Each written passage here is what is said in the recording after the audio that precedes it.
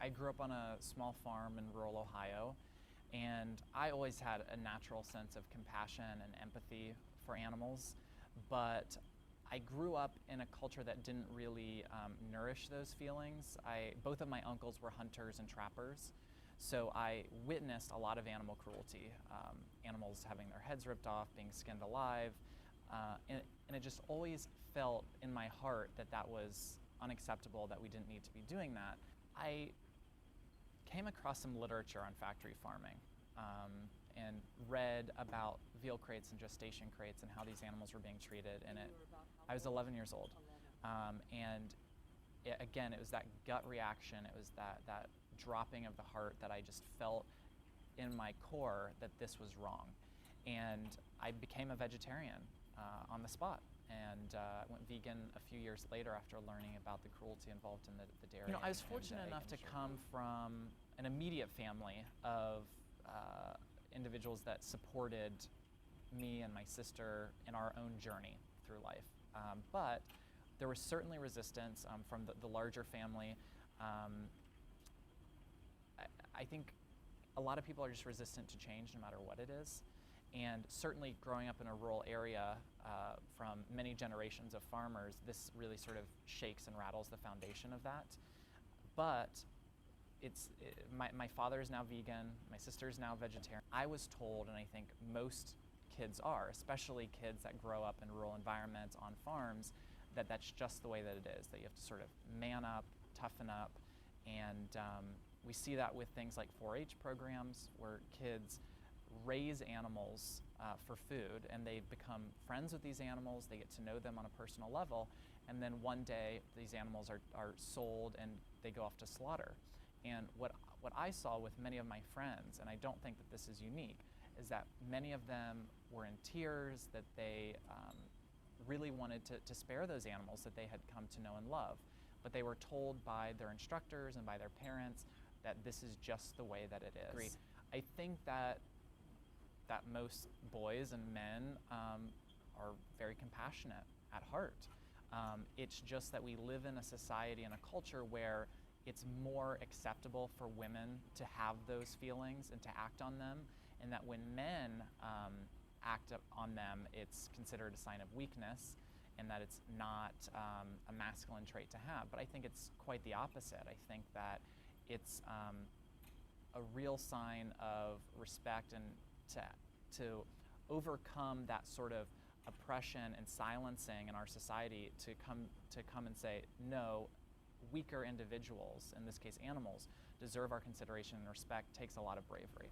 It can be difficult at times taking the right position, but I think that there are always other people that have those same feelings, and if somebody else steps up first, many other people will follow.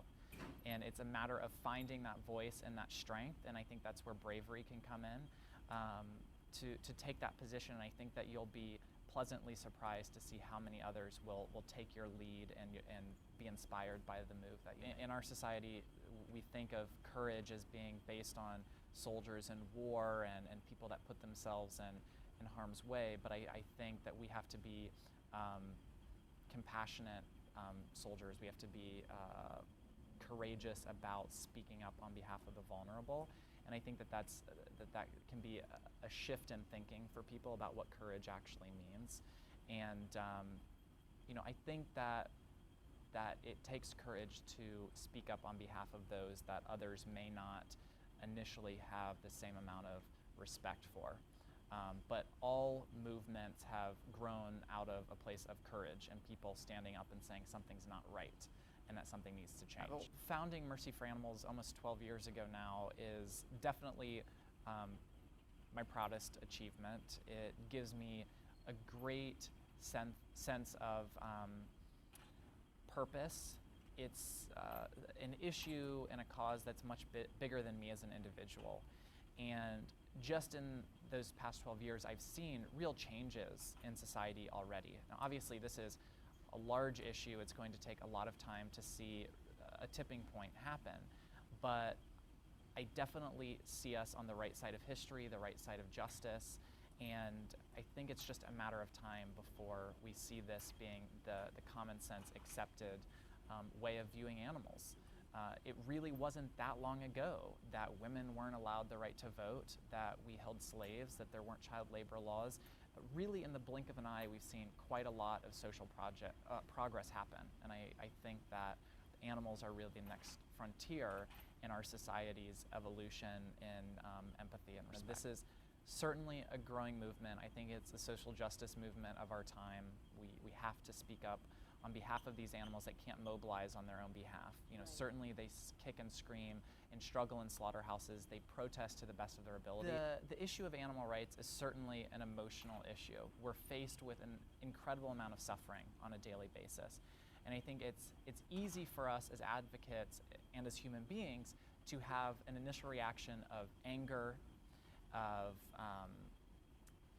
and anger and hostility towards people that are engaging in these behaviors. But I think to be effective, we have to be calm and rational and come from a place of compassion for those that we're speaking to about this.